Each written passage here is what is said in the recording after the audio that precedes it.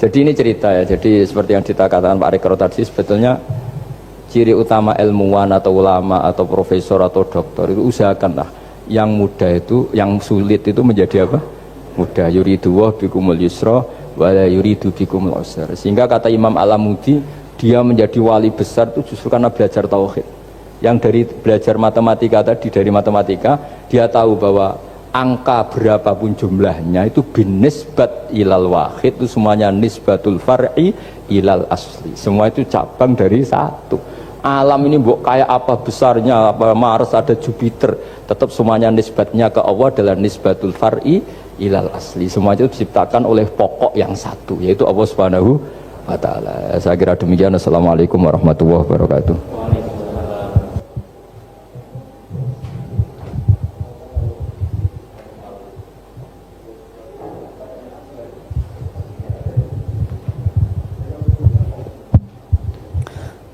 Assalamualaikum warahmatullahi wabarakatuh. Mohon berkenan Gus, saya mau bertanya karena saya bodoh akan bertanya kepada yang pintar ini biar nggak disalahkan. Mana ya, langsung ke pertanyaan, lebih penting mana antara pintar dengan cerdas? Karena ada anekdot Madura itu ya. Karena orang Madura kan terkenal anekdotnya ya. Pada suatu saat di sekolah SD itu ada upacara, kemudian ada di anekdot itu ada menteri yang menanyakan kepada salah satu guru bahwa tiang bendera ini berapa tingginya. Oleh seorang guru itu manggil murid untuk naik ke tiang bendera itu untuk mengukur tingginya tiang bendera itu. Kemudian sama seorang pejabat itu ditegur, kenapa susah-susah dinaikin tiang bendera itu? Enggak ditidurkan aja biar tidak mengundang bahaya. Dijawab oleh seorang guru tadi, lah tadi Bapak kan menanyakan tingginya tiang bendera. Kalau ditidurkan itu bukan tingginya tapi panjangnya. Nah ini itu kan panjangnya bukan tingginya. Jadi kalau menanyakan tingginya maka harus dinaikkan dulu gitu. Diukur ke atas. Nah itu terkait dengan anekdot itu saya bertanya itu ya, penting mana atau lebih utama mana antara pintar dengan cerdas. Terima kasih Gus. Ini karena pertanyaannya anekdot, saya jawabnya juga anekdot. Itu kalau kita di pesantren itu gudangnya, itu kan biasanya korbannya orang Madura, tuh kasihan juga sama orang Madura. Itu kalau mereka ketangkep polisi ditanya, sudah tahu ini pelanggaran, tahu Pak? Kenapa tetap melanggar? Gak tahu Bapak di situ sih. Jadi itu kan cerminan pikiran kita semua. Kalau gak melanggar itu bukan karena takut aturan, takut ketangkep polisi. Sudah tahu kalau pelanggaran, tahu Pak? Kenapa melanggar? Nggak tahu Bapak di situ. Ribet kan? Nah, tapi sebetulnya jawaban dari pertanyaan jenengan itu ya sebenarnya Anda pasti tahu lah. Ini kan antara cerdas dan pinter itu mungkin ya pinter itu ya cerdas, cerdas ya pinter. Yang jelas mengetahui sesuatu yang semestinya itu ya kecerdasan, dan mengetahui itu ya namanya pinter gitu. Cuma tadi yang menterinya memang tanyanya ketinggian, di mana-mana yang bentuk tinggi itu ya begini gitu kan. Kalau begini orang sudah bilang bentuk panjang gitu. Jadi ya dalam hal ini ya pinter dan cerdas anak SD tadi yang naik tadi. Karena ya tetap dia memang benar-benar ngukur ketinggian itu, bukan kedataran. Nanti lama-lama ini bukan panjang Pak, tiduran. Tapi itu memang di beberapa dunia wali itu dunia yang memanfaatkan kepintaran dan kecerdasan. Misalnya banyak wali yang ibadahnya itu biasa. Ditanya, kenapa kamu ibadahnya biasa? Loh, Allah itu nggak diuntungkan oleh ibadah saya. Ya sudah, saya ibadah standar saja lah yang wajib-wajib. Makanya di dunia wali itu lebih ngeri guyonannya.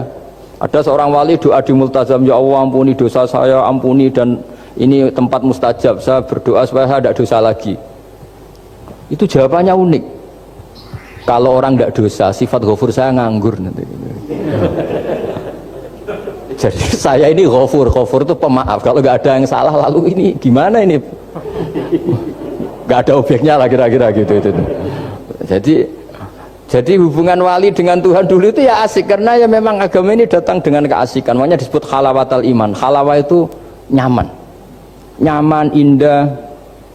Makanya Nabi itu kalau mensifati sholat, wa qurratu aini fi sholat, nyaman saya ketika sholat, karena Allah itu jamil, Allah itu indah, sehingga ya nyaman.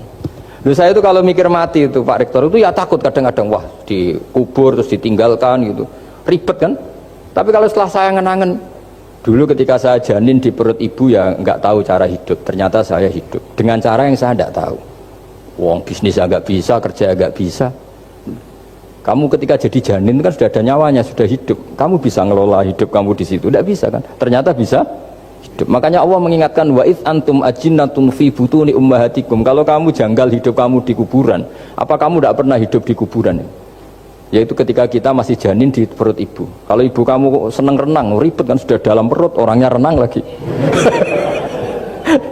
Udah gitu.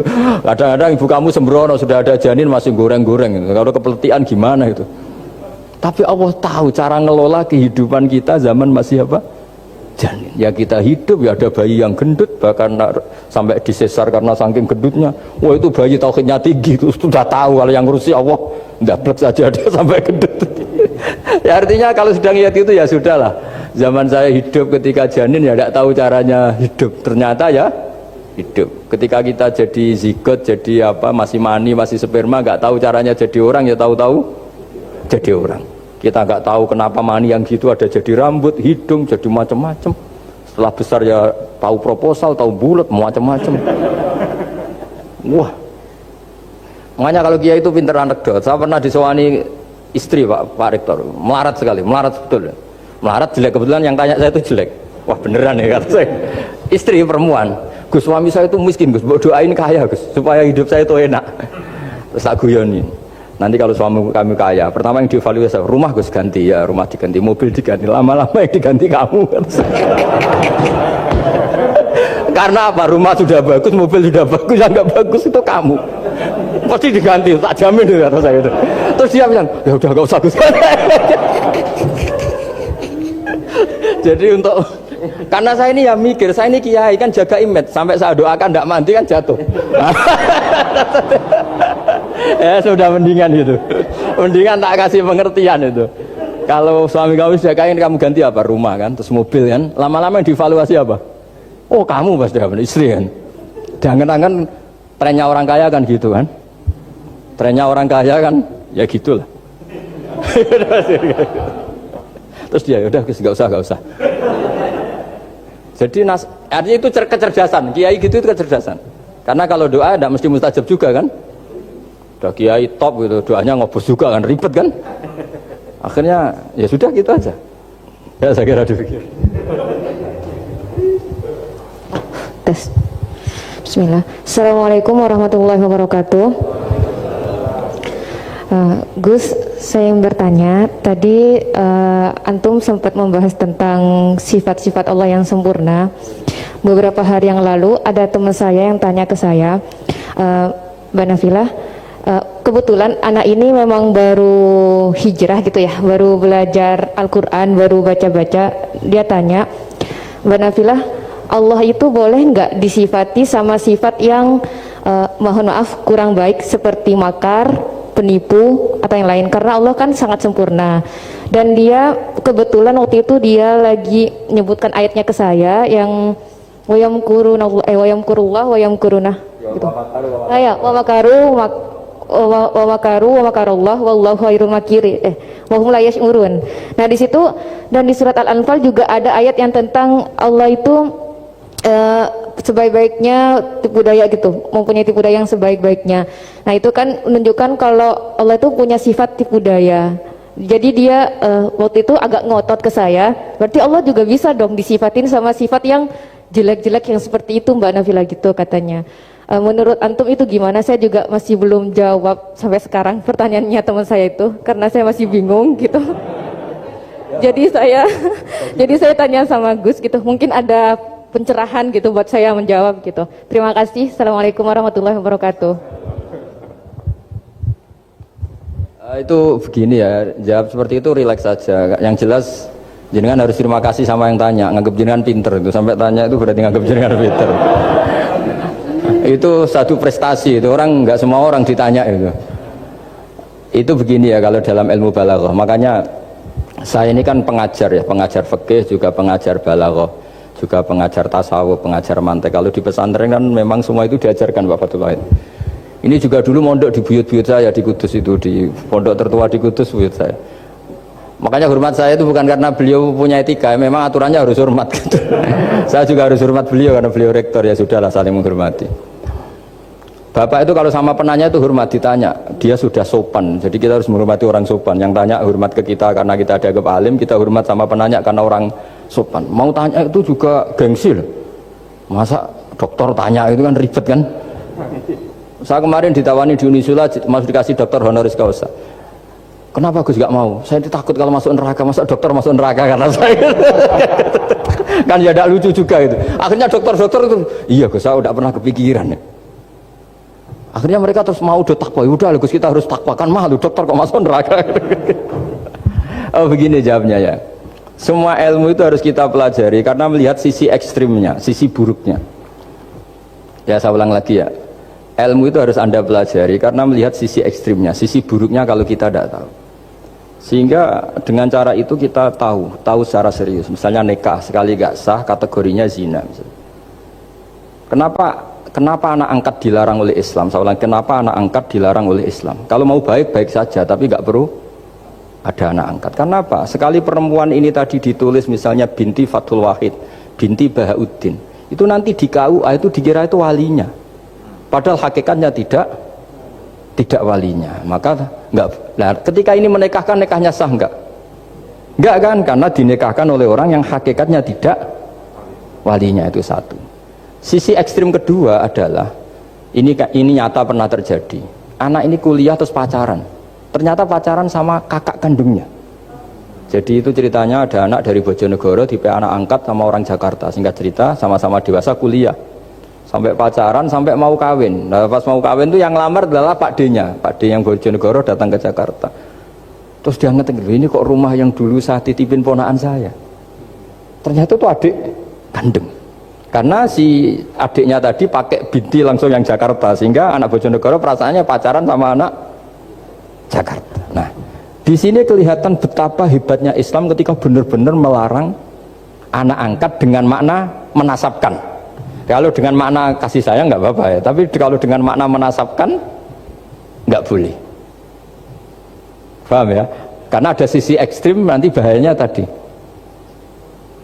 Nah, terus, nah ilmu balaghah juga gitu. Di antara ilmu sisi ekstrimnya ilmu balaghah adalah kalau kamu tidak memahami balaghah, maka kamu akan mengatakan Quran ini bohong. Karena kamu tidak tahu tasbih itu apa. Terus misalnya gini. Allah memaklumatkan di Quran bahwa orang kafir itu sumum bukmun umyun. Sumun artinya itu budak, apa ketuli. Bukmun artinya bisu.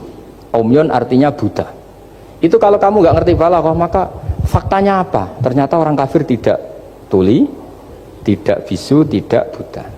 Tapi kalau kamu ngerti balaghah akan tahu ini tasbih yang baligh, perumpamaan yang sempurna, kesusastraan. Jadi kalau orang muji Nabi itu gak boleh bilang anta kasyamsi, itu kurang keren. Kamu ibarat matahari kurang keren. Kafnya dibuang, anta syamsun, anta badrun. Kamu matahari, kamu rembulan. Nah, kalau orang sedang pacaran itu kalau bilang kamu ibarat bunga, itu kurang keren. Wah kamu ya bunga saya itu, kan terus keren kayak. Nah itu balaghah. Nah, di antara balaghah itu ada namanya wal ityan bil kalimah lil musyakalah. Jadi mendatangkan kalimat bukan dengan makna semestinya tapi lil musyakalah. Musyakalah itu perimbangan. Wa makaru wa makarawah. Mereka bermakar dengan tipu daya. Wa makarawah, dan Allah pun melakukan itu. Berarti Allah menipu daya mereka. Ya enggak. Kalau dilakukan orang baik itu namanya kecerdasan. Tapi kalau dilakukan orang dolim itu namanya tipu daya. Jadi misalnya gini. Ada orang bikin alarm supaya maling itu terdeteksi atau pakai CCTV, itu namanya kecerdasan. Tapi kalau maling pakai CCTV untuk kalau nyolong ngerti pergerakan yang punya rumah. Jadi sama-sama melakukan itu tapi beda. Sama mati juga gitu. Ketika kita pecundang, matinya mati sangit gitu. Tapi ketika kita pahlawan, matinya mati syahid. Artinya ya sama-sama mati.